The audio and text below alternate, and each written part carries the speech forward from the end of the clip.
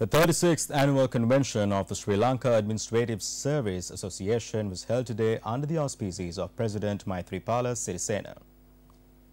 Prime Minister Ranil Wickremesinghe, Minister of Public Administration Ranjit Manduba Bandara and administrative officers attended the convention that was held at Nelum Pokana Theatre in Colombo.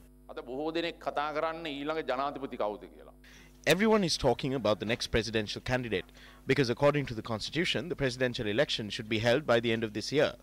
No matter who takes over the country in 2020, there needs to be a major revolutionary transformation in the country. If the money misappropriated through fraud and corruption at state institutions is recovered, it will be easy to cover the budget deficit. But not a single government has made an attempt to fix this issue. If these institutions launch a strike action for just 2 days, the entire country will be affected by it. There are several governments now. The existence of 10 to 15 governments is the main contributing factor to the downfall of this country. If this situation is not rectified, I do not know what will happen to this country. No matter who takes over the country in 2020, if a major revolution does not transpire, this country will fall to a very bad position. A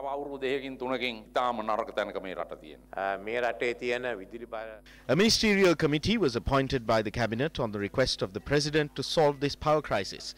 The committee will take steps to solve this issue.